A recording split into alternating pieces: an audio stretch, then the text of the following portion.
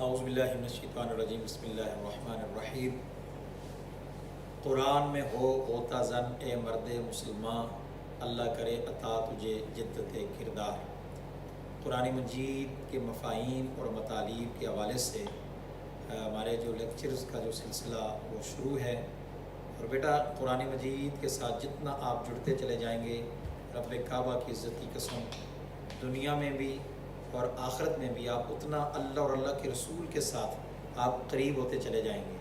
تو قرآن کے جو بھی لیکچرز ہوتے ہیں ان کو دل کی گہرائیوں سے آپ نے سننا ہوتا ہے، اور یہ آپ کی زندگی میں کامیابی کے لیے بہت ضروری ہے کہ قرآن مجید کو سیکھیں، قرآن مجید کو سمجھیں، پڑھیں اور اس کو یاد کریں، پھر اس پر عمل پیرا ہوں، پھر اس پیغام کو دوسروں تک، کم از کم اپنے گھر والوں تک اس پیغام کو ضرور پہنچایا کریں۔ تو آج کا جو ہمارا لیکچر ہے سورۃ البقرہ کے علمی اور عملی نکات کا سیکنڈ پارٹ 1 ہم نے اس سے پہلے لیکچر جو ہے وہ ریکارڈ کر لیا تھا، یقیناً وہ آپ تک پہنچا ہوگا۔ تو آج جو سیکنڈ لیکچر ہے علمی عملی نکات کا پارٹ 2، اس میں ہم نے دیکھنا ہے کہ علمی اور عملی نکات کون کون سے جو سورہ بقرہ میں بیان کیے گئے ہیں۔ تو آئیے چلتے ہیں پوائنٹس کی جانب۔ ایمان کا معیار، جو نیکسٹ جو پوائنٹ ہے علمی عملی نکات کا، ایمان کا معیار۔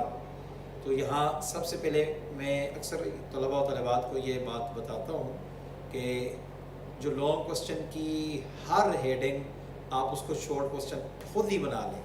یہ ضروری نہیں ہے کہ ہم آپ کو بتائیں ہر جگہ پہ کہ یہاں شارٹ بنے گا، یہاں بنے گا، یہاں بنے گا۔ جب آپ پڑھ رہے ہیں تو آپ سیکھ رہے ہیں، تو سیکھنا یہ ہوتا ہے کہ آپ کو خود سے بھی اب انڈرسٹینڈنگ ہونی چاہیے، خود سے کام کرنا آپ کو اب آ رہا ہے۔ تو یہاں کوسچن یہ بنے گا ایمان کا اظہار جو ہے وہ کس چیز سے ہوتا ہے، یہ کوسچن بنایا۔ تو آئیے دیکھتے ہیں ایمان کا اظہار یا ایمان کا معیار، ایمان کا معیار کیا ہے۔ کوسچن یہ ہے ایمان کا معیار کیا ہے۔ تو اس صورت میں یعنی سورہ بقرہ میں رسول کریم صلی اللہ علیہ وآلہ وسلم اور صحابہ کرام علیہم رضوان کے ایمان اور عقیدے کو معیار اور مثالی نمونہ قرار دیا گیا ہے۔ چنانچہ ارشاد خداوندی ہے فَإِنْ آمَنُوا بِمِثْلِ مَا آمَنْتُمْ بِهِ فَقَدِ اهْتَدَوْا وَإِنْ تَوَلَّوْا فَإِنَّمَا هُمْ فِي شِقَاقٍ، سورہ بقرہ آیت نمبر 137۔ تو اگر وہ اسی طرح ایمان لے آئیں جس طرح مسلمانوں تم ایمان لائے ہو تو وہ ہدایت پا گئے، اور اگر وہ منہ موڑ لیں تو جان لو وہ تو ہیں ہی مخالفت کرنے والے، مخالفت کے پیدر۔ تو اس آیت کریمہ کے اندر یہ بتایا گیا کہ اللہ اور اللہ کے رسول پر جس طرح اہل ایمان لے کے آئے ہیں، اے کفار تم بھی ان کی طرح، ان کے ایمان کی طرح ایمان لے کے آؤ۔ نیکسٹ پوائنٹ ہے اہل کتاب کے کفر کی اصل وجہ۔ یعنی اہل کتاب جب یہ لفظ بولا جاتا ہے تو اس سے مراد یہود و نصارہ، یہ دو گروہ ہوتے ہیں۔ تو اہل کتاب کے کفر کی اصل وجہ کیا ہے؟ اس صورت میں یہ واضح کیا گیا ہے کہ اہل کتاب نبی کریم صلی اللہ علیہ وآلہ وسلم کو خوب پہچانتے تھے کہ آپ رسول برحق ہیں اور آپ پر نازل ہونے والی کتاب بھی برحق ہے، لیکن اس کے باوجود انہوں نے آپ صلی اللہ علیہ وسلم کی رسالت کا انکار کیا۔ اہل کتاب کی ہٹ درمی جو ہے وہ قرآن مجید میں واضح طور پر بیان کی گئی ہے کہ جن لوگوں کو ہم نے کتاب عطا کی وہ ان یعنی نبی خاتم النبیین صلی اللہ علیہ وسلم کو بالکل اسی طرح پہچانتے ہیں جیسے اپنے بیٹوں کو پہچانتے ہیں، اور یقیناً ان میں سے ایک گروہ ایسا ہے جو حق کو جانتے بوجھتے چھپا رہا ہے۔ یعنی وہ حق جانتے بھی، انہیں پتہ ہے کہ یہ دین برحق ہے، آپ صلی اللہ علیہ وسلم اللہ کے آخری رسول ہیں، اس کے باوجود اپنی ہٹ درمیوں پر قائم ہیں اور وہ اس حق کو، دین کی دعوت کو ایکسیپٹ نہیں کر رہے۔ نیکسٹ پوائنٹ ہے علمی اور عملی نکات کا قرب الہی کا اصول۔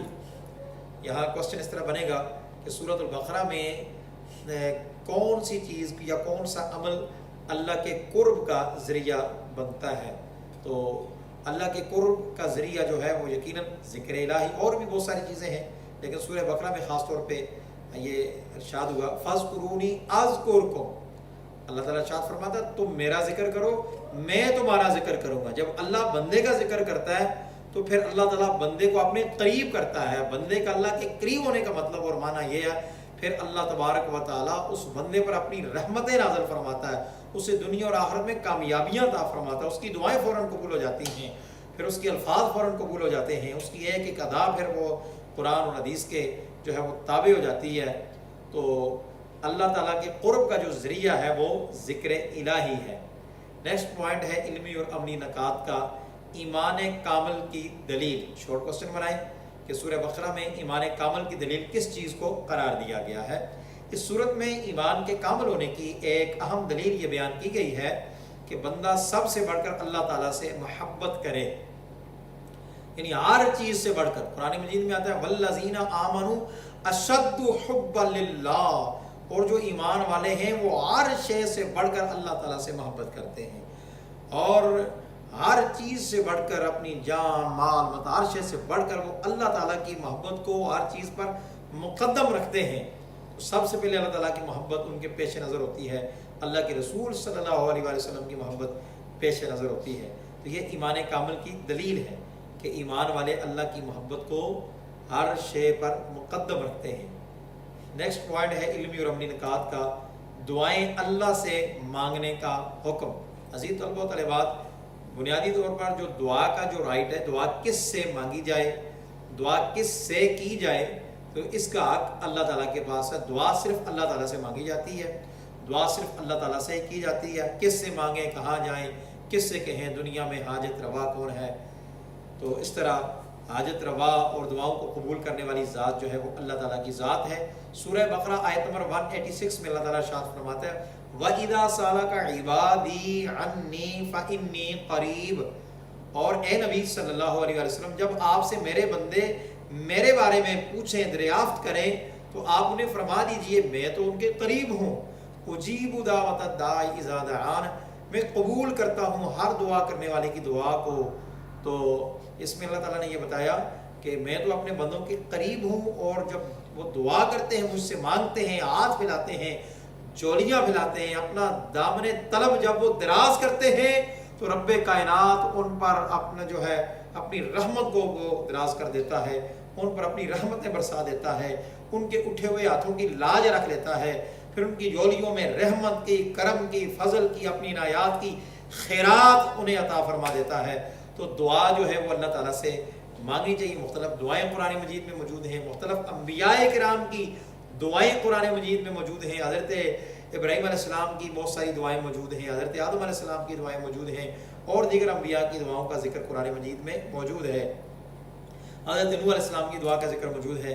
نیکسٹ پوائنٹ ہے علمی اور عملی نکات کا دنیا پرست اور اہل ایمان کی دعائیں، یعنی یہ چیز بتائی گئی ہے کہ جو دنیا پرست ہیں وہ مسلمان ہی، لیکن ان کے اندر دنیا کی محبت غالب ہے، دنیا کی محبت کا، دنیا کے مال اور متاع کا، دنیا کی عیش و آرائش کا، دنیا میں مال دولت اولاد اور آسائش کا جو ان پر غلبہ ہے اور وہ دنیا چاہتے ہیں، ان کی دعائیں کس طرح کی ہوتی ہیں اور اہل ایمان کی دعائیں کس طرح کی ہوتی ہیں۔ تو یہ دو چیزیں بتائی گئی ہیں، تو اس کو میں ایک آیت سے ایڈریس کرتا ہوں تو آپ کو بات زیادہ بہتر سمجھ آ جائے گی۔ قرآن مجید سورہ بقرہ میں آیت نمبر 200 اور 201 میں اللہ تعالیٰ ارشاد فرماتا ہے فَمِنَ النَّاسِ مَن يَقُولُ رَبَّنَا آتِنَا فِي الدُّنْيَا وَمَا لَهُ فِي الْآخِرَةِ مِنْ خَلَاقٍ، اور لوگوں میں سے کچھ وہ ہیں جو کہتے ہیں ہمارے رب ہمیں دنیا میں عطا فرما، دنیا میں ہمیں جو ہے سب کچھ عطا فرما، دنیا میں ہی ہمیں دے دے۔ تو ان کے بارے میں فرمایا وَمَا لَهُ فِي الْآخِرَةِ مِنْ خَلَاقٍ، آخرت میں ان کے لیے کوئی حصہ نہیں ہے۔ انہوں نے دنیا مانگی، انہوں نے دعاؤں میں کسی کے پاس جاتے ہیں میرے لیے دعا کریں جی مجھے یہ دنیا کا مل جائے، ہاں دنیا مانگے، مگر طریقہ یہ ہے کہ دنیا کے ساتھ آخرت کا تذکرہ ضرور کریں۔ دنیا مانگنی ہے اولاد کے لیے، رزق یا کوئی دنیا کی کوئی آسائش مانگنی ہے تو اس میں آخرت کا ذکر ضرور کریں، اصلاح کا ذکر ضرور کریں، اس میں اپنی اولاد کی اصلاح کی دعا ضرور کروائیں۔ خود دعا مانگ رہے ہیں اللہ تعالیٰ سے، دنیا مانگ رہے ہیں تو ساتھ دین بھی مانگیں، آخرت بھی مانگیں، اصلاح بھی مانگیں، اللہ کا قرب بھی مانگیں، عشق مصطفیٰ بھی مانگیں اور محبت مصطفیٰ بھی مانگیں، محبت اولیاء بھی مانگیں، نیک صحبت بھی مانگیں، ٹھیک ہے، اپنی آخرت کی بہتری بھی مانگیں، قیامت کی ہولناکی سے حفاظت بھی مانگیں، اللہ کے عذاب سے پناہ بھی مانگیں، شیطان سے حفاظت بھی مانگیں۔ صرف دنیا مانگ لینا یہ دنیا پرستوں کی یہ دعا ہے، اور ایمان والوں کی جو دعا ہوتی ہے وہ یوں دعا کرتے ہیں وَمِنْهُمْ مَن يَقُولُ، रब्बना आतिना फिद दुनिया हसनतम व फिल आखिरति हसनतम व क़िना अज़ाबन्नार। और लोगों में से कुछ वो हैं जो कहते हैं ए हमारे रब हमें दुनिया में भी भलाई अता फरमा और हमें आखिरत में भी भलाई अता फरमा।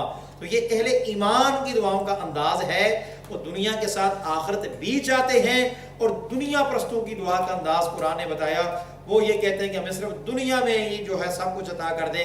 फिर अल्लाह तबारक व तआला ने फिर रिजल्ट निकाला, बताया कि जो सिर्फ दुनिया मांगते हैं वमा लहु फिल आखिरति मिन खलाक, आखिरत में उनका कोई हिस्सा नहीं है।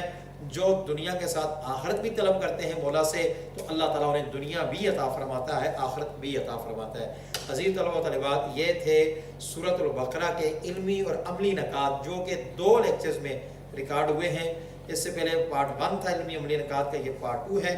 अभी कुछ और भी है इल्मी और अमली नकात बाकी जो रह गए हैं, वो आपकी असाइनमेंट है। बाकी इल्मी अमली नकात जो रह गए वो आपने खुद से तलाश करके अपनी बुक से, आपने कुरान मजीद से तलाश करके इल्मी और अमली नकात वो आपने अपने रजिस्टर में असाइनमेंट की हेडिंग लेकर वहाँ पर आपने तरतीब वाइज वो लिखने। अल्लाह ताला आपको कामयाबी और कामरानी से अमकनार फरमाए। छुट्टियाँ हैं, समर कैंप है, उसमें फ़िज़िकली इस्लामियात और कुरान मजीद के लेक्चर नहीं होते। आप इन लेक्चर से भरपूर इस्तिफ़ादा उठाएँ। बिल्कुल घर में खामोशी में ये लेक्चर बैठकर आप सुना करें, समात किया करें, इसकी फिर असाइनमेंट तैयार किया करें, इसमें से शॉर्ट और MCQs निकाल के, ऐसे ही जैसे कि एक टीचर क्लास में फ़िज़िकली आपको पढ़ाता है। आप अगर पढ़ना चाहते हैं, सीखना चाहते हैं, आप आगे बढ़ना चाहते हैं, आप अपने सिलेबस को ये समझते हैं कि हमें सिलेबस बाकायदा पढ़ाया जा रहा है, तो आप इस लेक्चर को भरपूर तरीके से जो है वो लेक्चर की सूरत में ही आप इसको जहन में तस्वर करेंगे। फ़िज़िकली लेक्चर है, उससे भरपूर इस्तिफ़ादा उठाएंगे, इंशाअल्लाह ताला आपका सिलेबस भी कवर हो जाएगा, आपको समझ भी आएगी। फिर जो समझ आ जाए उस पर अमल भी करें और फिर ये मैसेज आप कोशिश करें कि इसको आप दूसरों तक भी पहुँचाएँ। अल्लाह ताला की बरगाह में दुआ है कि अल्लाह ताला आपके लिए आसानियाँ पैदा फरमाए। नमाज़ें कायम करें और दुआओं में आप हमें भी याद रखें। वस्सलामु अलैकुम व रहमतुल्लाहि व बरकातुहू।